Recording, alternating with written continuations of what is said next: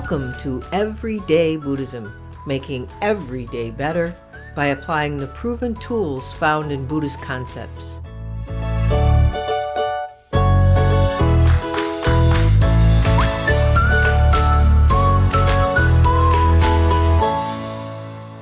Welcome to episode 42 of Everyday Buddhism, making every day better.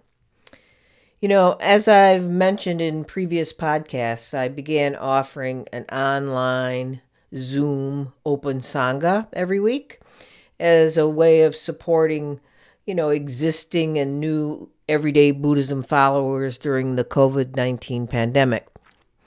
It's unlike the twice monthly private donation supported everyday Sangha because the open Sangha is just that, open to the public and free. You do have to sign up so that you'll get a notification, but other than that, it is open and free. But onward to the sort of the meaning behind this story. In the Open Sangha, a few regulars have shown up since I started this, probably about maybe 2 months ago. I think it was maybe at the end of March, when the pandemic was really just starting to ramp up and we were all kind of locked in our homes. So a few regulars show up weekly, including existing everyday Sangha members, and some new participants join on occasion. In late April, a small group joined the Sangha, and I gave a Dharma talk on how we can have a noble response to affliction and suffering, and how affliction and suffering can contribute to our overall happiness by offering more meaning to our lives, because we can reframe our little stories with meaning to become big stories. This typically happens in chaotic, like natural events, like a weather events or something, and it brings everybody together to see things a little differently than we would in our day-to-day, insular, in our own head lives. The other situation that comes to mind is a 9/11 for most of us. And also, the world wars for people who are of that generation, but there's not many of those left. So this is a relatively new sort of suffering situation that we find ourselves in. But back to the Open Sangha that late April. So after the Dharma talk, I opened up the Sangha meeting for questions, comments, and sharing. The Sangha members shared areas where life had taken on more meaning for them and where they noticed bigger stories sort of emerging from their changed lives as we make our way through the challenges of living in a global pandemic. So we were about to end the meeting with a metta prayer. Now, a metta prayer, for those that don't know, is the prayer of loving kindness. Metta, the word metta, is from the Pali meaning goodwill or loving kindness. And this prayer is a way of forming intentions of good wishes or goodwill and of kindness for ourselves and for all beings. And just as we were to begin the prayer, we were Zoom bombed. For those unaware of what that means, it is where someone takes over the screen showing inappropriate video content, usually of pornography or hate speech or other. And we were the unfortunate victims of child pornography Zoom bomb. Now, it doesn't need to be said that it was a shocking, revolting, and traumatizing incident for us. The thing about something like that happening is that we felt victimized. We were attacked. And child pornography itself is an unbelievable and horrendous crime that is impossible for most of us to grasp. And yet it exists, and there it was. I was able to block the bomber within about 15 seconds, but it felt like many, many, many minutes while it was happening. And by the way, since that time, we have significantly tightened our security measures for our meetings, and Zoom has released a more secure version of their software to prevent these things from happening. So after the incident ended, the Sangha sat together in pretty much shock and trauma for a few minutes.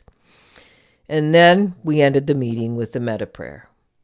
And prior to starting the metta prayer, I made a special reference or I set an intention for us to send metta to the perpetrator of the Zoom bombing incident, in addition to the perpetrators of the film and those filming, and of course to the innocent children. Now, I know this incident caused some level of suffering for all the Sangha members that were there that day. Mental, psychological, and possibly even post-traumatic suffering. And as if to act out the theme of the Dharma talk about suffering and affliction, a whole new layer of suffering was added to the suffering of the pandemic that initiated the launch of the Open Sangha and what we were discussing that day. But what I'm here to talk about in this episode is not Zoom bombing, okay? Or pornography or anything like that. The incident did lead me to reflect, though, and that reflection is what I'm here to say in this episode. What I want to talk about is our perception of victimhood. Before I go further, of course, children, women, and men who are used against their will in making pornography are, of course, victims. There are real victims of people committing horrible acts and real victims of systems, organizations, and governments who seemingly don't care about the results of their actions on people. There are more innocent victims as a result of all sorts of social injustice in the world. More than it seems our compassion can hold. It's just too big. But digging deeper to a level that's beyond criminal activities and social injustice, at a more, inherent human experience level, I'm talking about an attitude of victimhood that we can witness and see all around us and within us, especially now during the pandemic. We feel like victims of things we perceive to be threatening us, making us fearful, angry, and suspicious.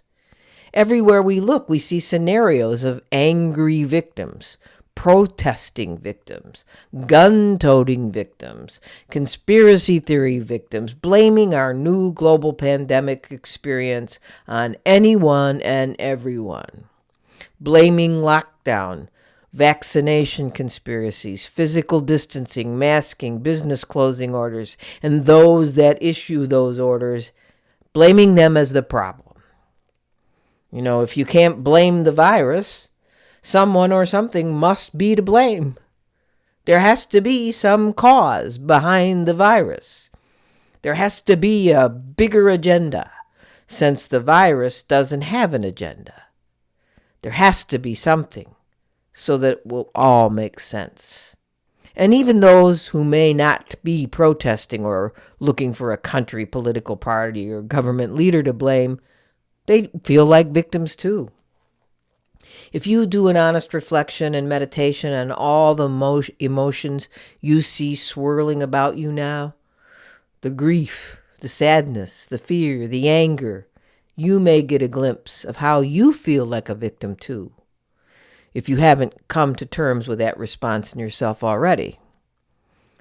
Why can't things be back to normal? Why can't I just run into the store and pick up a loaf of bread or what I need to make a salad? Why can't I see my parents in assisted living? Why can't I pop out of the door without taking a mask? Why? Are we victims? Are we all victims of the COVID-19 pandemic? Are we victims of this novel virus? We didn't bring it on ourselves. And we are victimized, right? So we must be victims. When we find ourselves in the midst of a life that doesn't make any sense all of a sudden, that has taken away our feeling of control, we search for patterns to trace back to how, why, what, and get a grasp on how it will all end. We search for a distinct cause. Who or what did this, and what did this to us and who is still doing it to us. And what can we do about it? That's the rub, right? We know we can't do much as individuals except wear a mask, wash our hands, practice physical distancing, and stay home as much as possible. But we are seeing that even our sincere practice of those steps recommended by scientific guidelines, even though they have helped the curve, flatten the curve, they haven't made this horrible reality go away as fast as I think we all feel it should. I recently read an email from a functional medicine doctor I follow, Chris Kresser, for anybody who follows him. He wrote something that really struck me.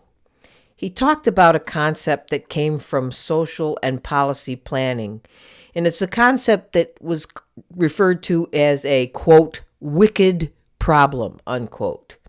And he detailed how our current time in the pandemic is perfectly described by that concept of a wicked problem.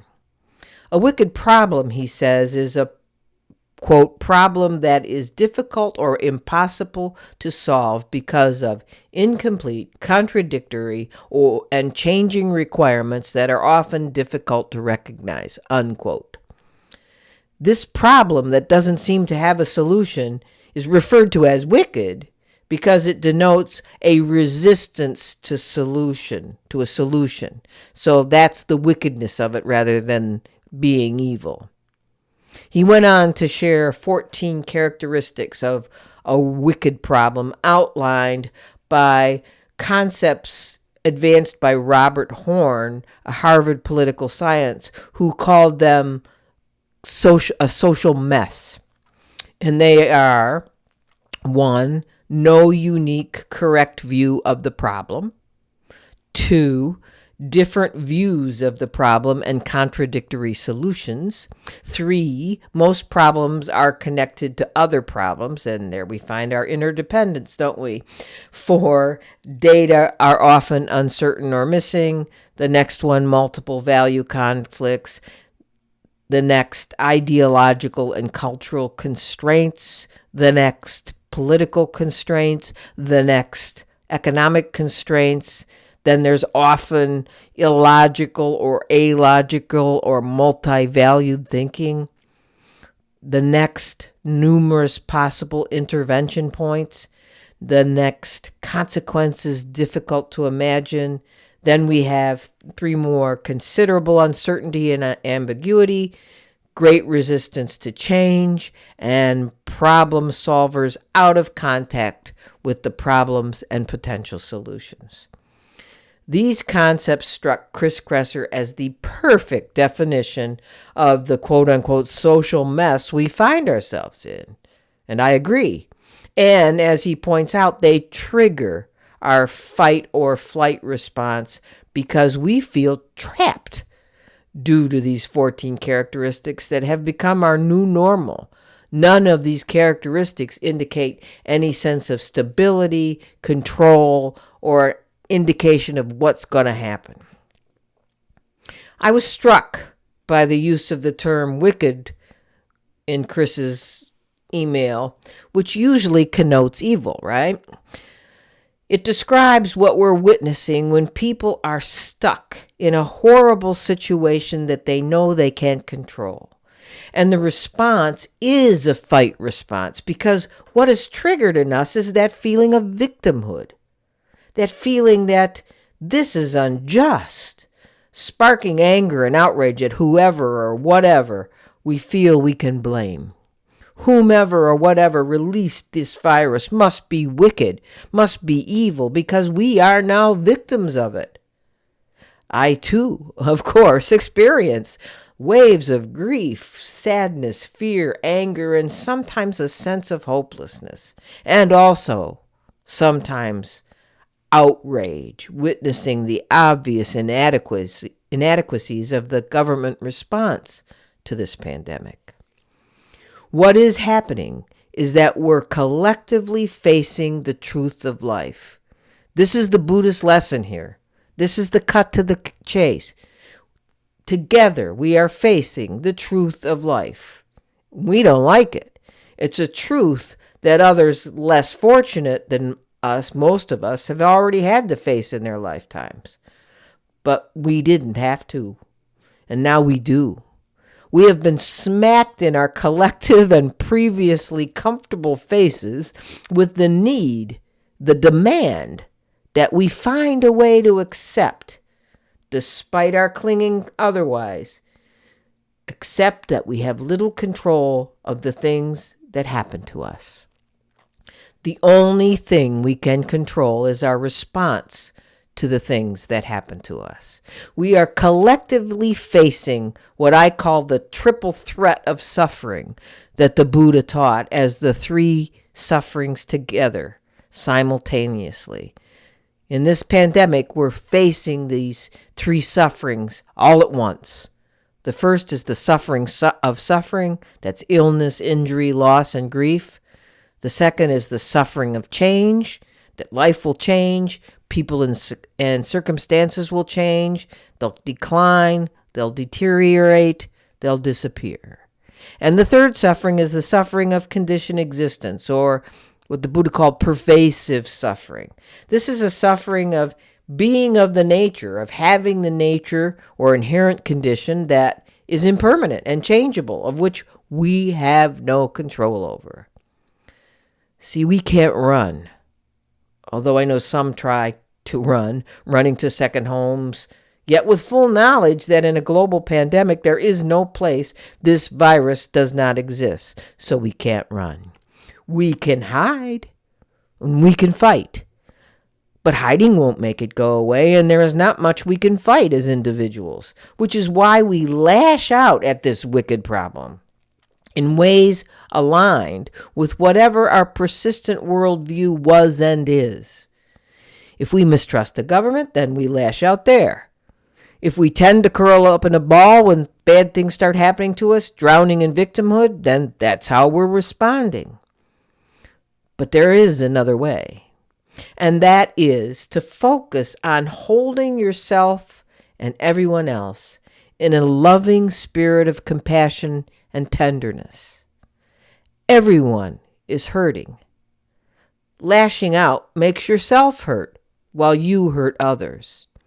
Hiding in victimhood is not allowing yourself to see all those around you suffering too. Or denying or spiritual bypassing can be equally dangerous because it tends to put your focus on places other than the now, other than the reality that is happening now, and that too is clouding your view of all those around you suffering in this new reality. Symptoms of a victimhood response would be not offering a smile, not putting on your mask as a love offering to others, by making others invisible to you, by arguing on Facebook or Twitter about the right solution to the problem when you are in no position to offer any solution other than compassion. In verse 18 of the 37 practices of Bodhisattvas, Togme Zampo's words offer insight into our feelings and offers us a practice we could all do in this time of great suffering. He wrote, "Though you lack what you need and are constantly disparaged, afflicted by dangerous sickness and spirits, without discouragement, take on the misdeeds and the pain of all living beings. That is the practice of bodhisattvas." Unquote.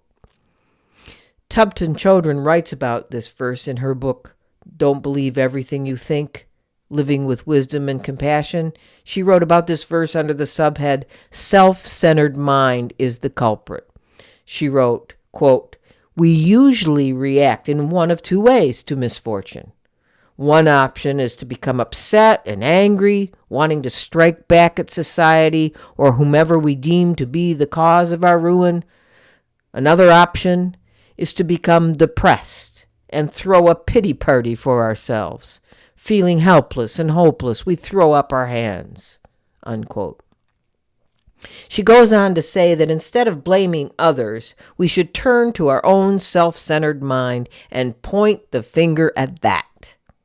Now, this doesn't mean to criticize or hate ourselves, but to recognize and try not to connect with or not to identify with self-centered thinking that naturally arises in time of suffering.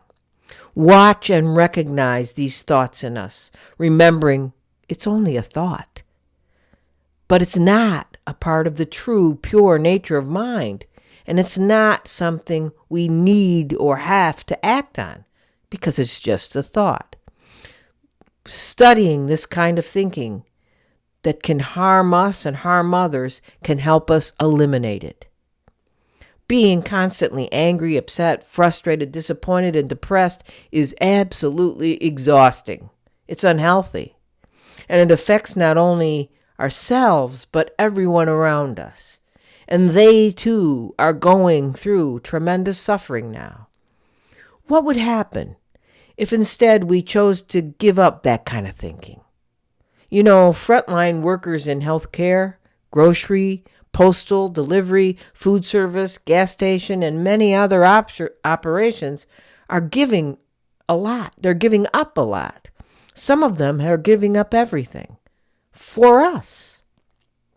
Their sacrifices are noble. We too can give some things up. We can give up the thinking that causes our own and others' suffering and instead see all these situations and people like they are illusions.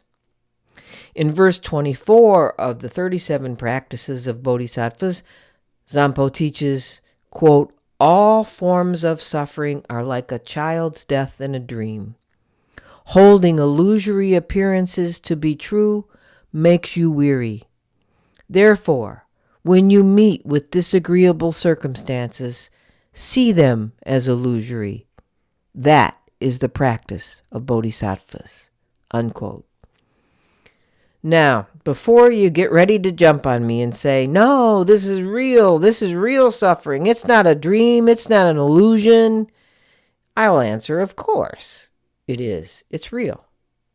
But since life, according to the Buddha, has an illusory quality, because everything changes, and because everything is impermanent, and because everything is interdependent, that means it has an illusory quality. You can't point to a thing as fixed and discrete, and this is how it's always going to be, this is how it always was, and this is how it'll be in the future. We know that that's not the case, and we certainly know that now.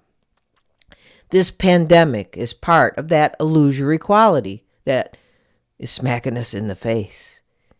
In the 4 thoughts that turn the mind to Dharma, let's look at the first 2 thoughts that we are taught to reflect on. Number 1, our precious human existence needs to be made meaningful. And number 2, death, mortality, and impermanence. This is part of our life, and we need to think about it. The life of each being is like a water bubble. So I need to depend on the Dharma to help me live and die peacefully. So there's 2 thoughts I want you to take away those first 2 things.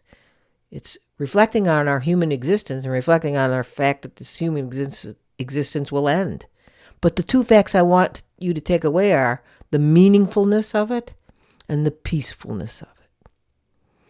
What if we gave up our clinging to the negative emotions we feel and see the situations around us as illusions that appear to exist in a certain way, but when we examine them, they don't exist the way we thought they did. They're not discrete. They're not fixed. They're not permanent. They're not dependent only on themselves. This enables us to disconnect from being upset. You know, of course, people that make us angry and the situation of the pandemic, they do exist. But they exist dependent on other things. And those chains or webs of interdependence will change. These things will change. The pandemic will end or evolve. So the only thing we can do at this point is to respond with compassion, because we know we can't control all these interdependent things, and we really don't know where it's going to end up. We are so used to being in control. Progress and technology has brought most of us a comfort and convenience that we are totally dependent on. So when nature interferes with our comfort, with storms and with viruses, instead of understanding the very naturalness of nature, we look for someone or something to blame. We blame the meteorologist for missing the forecast, and we blame the utility company for not preventing a power failure or not fixing it fast enough. We blame governors for closing businesses to save lives and prevent our hospitals and healthcare systems from being overwhelmed. Being a victim seems to be our go-to when nature does what nature does. Nature, and all our lives really, because we're part of nature, is mostly out of our control and outside of our ability to predict what comes next. We know that we will die. We know that we are of the nature to be sick and die.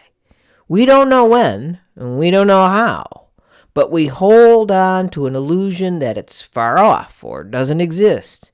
Yet it could be today or tomorrow. We make detailed plans for the day, the week, the year, the decade, as if the planning ensures it will happen as planned. But these are illusions, aren't they? If anything, the pandemic has taught us that our plans, our health, our very lives can be shattered by a virus.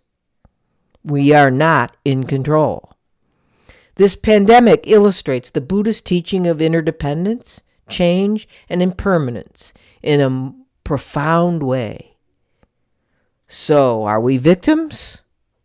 If we are, we're victims of only one thing. We're victims of life, right? We're victims of living. We are victims of the very nature that gave us life. And it's that life that we all share interdependently. And it's that life that we should honor in each other rather than looking for who is to blame for what we're suffering with now. The suffering, too, is part of that life, as the Buddha taught. What we can control about that suffering is how we respond. Do we respond like victims? Or do we respond like the brave frontline workers and first responders serving us every day to make these times better for us? You know, the teacher Chogyam Trungpa said that, quote, chaos is very good news. Trungpa's reference to chaos is pointing to the meaning derived from the Greek, meaning a void or formless state of matter before the cosmos was created. Trungpa's son further explained the use of the word chaos as indicating the openness where things fall apart and then new creations arise. The space created by chaos provides an opportunity to reconnect with what lies under the chaos and negativity, our inherent awakened nature. When things seem very bad, then there is an opportunity for something very good to take place. I have seen many examples of very good things taking place during this pandemic, and I continue to see opportunities where even more good may be born from this experience. That is, if we reconnect to our inherent goodness that is also the inherent goodness in everyone else. We need to continue to allow ourselves to be motivated by the good in each of us instead of the passion, aggression, and ignorance. If we continue to cling to the aggression and ignorance and fear and anger, we won't see the possibilities of good in ourselves and others. We need to be brave and strong like the frontline workers and first responders so that we will engage with one another in ways that open us up rather than close us down. Feeling like victims close us down. Feeling like victims is not a noble response to suffering. And that noble response to suffering is what the Buddha taught. And this brings us back full circle to my original Dharma talk I gave to the Open Sangha the day we were Zoom bombed. The talk was on how we can have a noble response to affliction and suffering, and how affliction and suffering can contribute to our overall happiness by offering more meaning to our lives, by reframing our little stories, our little baby everyday stories, with meaning, and then becoming big stories. When things feel out of control, when everything seems in chaos, as Trumpa said, maybe we should see this as good news. See this as an opportunity to create ourselves anew, not as victims, but as compassionate helpers birthing a new world of possibility. If we look for these positive patterns and meanings in ourselves and others during this pandemic, we can overcome the habit of victimhood, which is looking for negative meanings in the face of suffering. This is our opportunity for deep retreat. This retreat will help create a noble, compassionate response and soft, safe resting places in our hearts, where fear, anger, hopelessness, and victimhood used to reside. May it be so. Now that's it for this episode. And as a reminder, don't forget that there are many ways to join me and others in either our private donation-supported Everyday Sangha, which meets every other week via Zoom on Thursday evenings, 7:30 p.m. U.S. Eastern Time, or our new free public Open Sangha every week, alternating Tuesday afternoons at 2 p.m. U.S. Eastern Time, with me, Wendy Shinyo, and then on Wednesday evenings at 7:30 p.m. with Levi Shinyo Sensei. This week, it's the alternation is Wednesday evening at 7:30 with Levi Shinyo Sensei.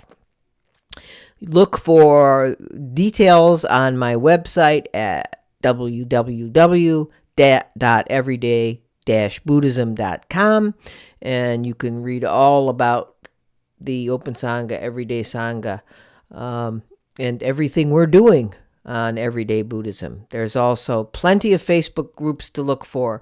There's a public Everyday Buddhism Facebook group, as well as a private Everyday Sangha and a private Open Sangha group. So look around, and I'm sure you'll find it. And any questions, you can write to me at www.everyday-buddhism.com.